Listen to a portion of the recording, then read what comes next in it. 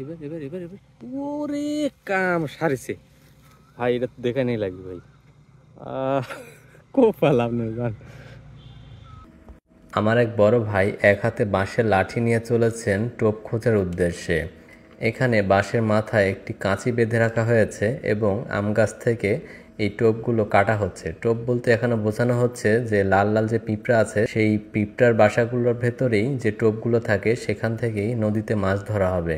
তো আজকে আমি সম্পূর্ণ ভিডিওতে দেখাবো একদম টোপ কাটা থেকে শুরু করে মাছ ধরা পর্যন্ত স্টেপ বাই স্টেপ। তো আশা করি ভিডিওটি আপনাদের ভালো লাগবে। টাইট কি আছে কোনো কিছুর সাথে? এটা তো নাই। সব শেষে যে বাসাটি কাটা হয়েছে সেখান থেকে আমরা অনেকগুলো টোপ সংগ্রহ করি। তো এগুলোতে অনেক লাল লাল পিঁপড়া থাকে এবং সেগুলো খুবই কামড়ায়, তার কারণে একটু সাবধানতা অবলম্বন করতে হবে। এখানে শুধুমাত্র যারা প্রফেশনাল বা পেশাদারী তারাই শুধু এই কাজগুলো করতে পারবেন। দেখতে পাচ্ছেন অনেকগুলো পিঁপড়া এখান থেকে বেরিয়ে যাচ্ছে।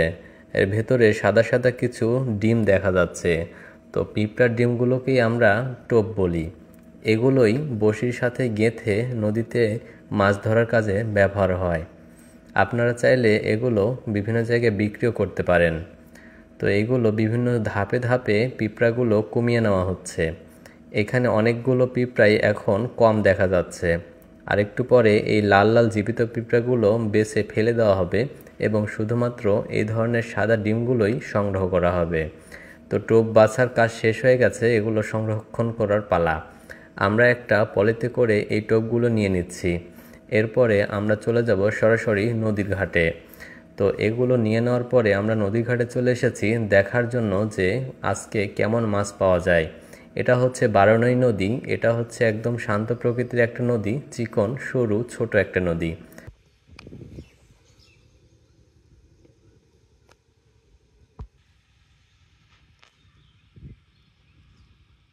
তো প্রথমে একটি ট্যাংরা মাছ পাওয়ার পরে আমাদের মনটা অনেক ভালো হয়ে গেল।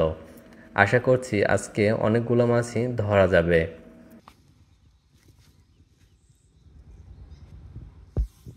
বিসমিল্লাহ।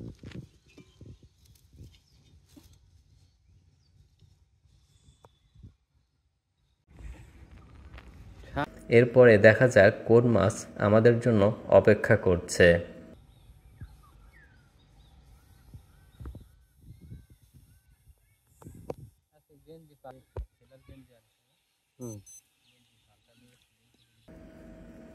অল্প কিছুক্ষণের মধ্যেই আরেকটি ছোট বাচ্চা মাছ আমাদের বড়শিতে উঠে এসেছে।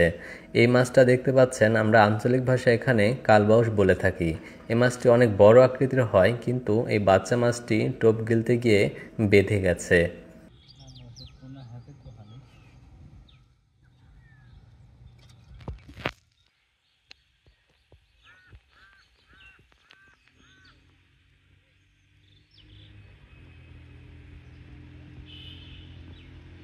যেহেতু এই নদীটা খুবই ছোট, তার কারণে এপার থেকে ওপারে খুব সুন্দরভাবেই দেখা যায়। পরবর্তী টোপ রেডি করা হচ্ছে। দেখা যাক এইবারে ছিপে আমাদের কোন মাছটি উঠে আসে।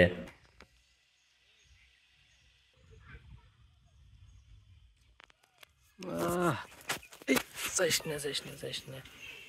এই ধরেছি ধরেছি।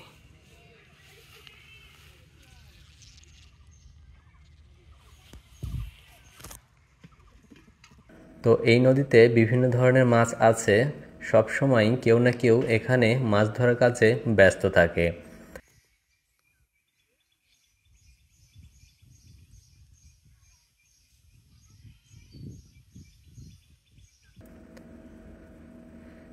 তো এবার আরেকটি ট্যাংরা মাছ উঠে এসেছে। তো যতক্ষণ পর্যন্ত আমরা বসেছিলাম প্রায় 2 ঘন্টার মতো, এর ভেতরেই আমরা অনেকগুলো মাছ পেয়েছিলাম। যেহেতু প্রত্যেকবারই মাছ উঠে না, তার কারণে যেগুলো মিস যাচ্ছে আমি সেগুলো ভিডিওতে আপনাদেরকে দেখাচ্ছি না।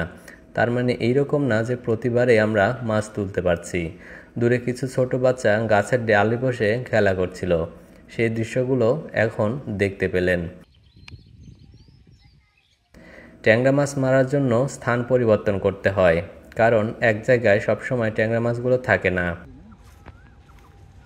নদীর ওই পারেও কিছু লোকজন মাছ ধরার জন্য বসে আছে। স্থান পরিবর্তন করার পরে প্রথম ছিপ ফেলার পরে একটু অপেক্ষা করছি, দেখি আমরা কোনো মাছ পাই কিনা।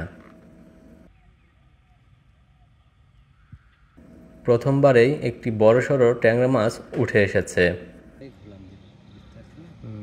একটু দেখাই ছিঁড়ার পরে, খোলার পরে। আপনারা অনেকেই জানেন যে নদীর ট্যাংরা মাছগুলো কতটা সুস্বাদু হয়ে থাকে। মাছটি বসি থেকে খোলা হলো এবং আপনাদেরকে দেখাচ্ছি মাছটি কেমন।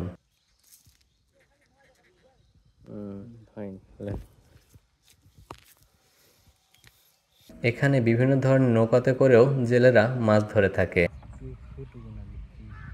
এরপরে দেখা যাক কি আমাদের জন্য অপেক্ষা করছে। ওরে কাম সারিছে ভাই, এটা তো দেখা নেই লাগবে ভাই। কোপালাম না জান,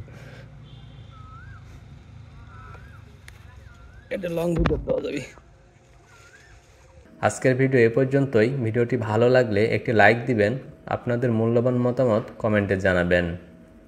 আগামীতে নতুন অনেকগুলো ভিডিও আসতে চলেছে, সেগুলো দেখার আমন্ত্রণ জানিয়ে সবার সুস্বাস্থ্য কামনা করে আজকের মতো এখানেই বিদায় নিচ্ছি। ভালো থাকবেন, সুস্থ থাকবেন। আল্লাহ হাফেজ। বিসমিল্লাহ।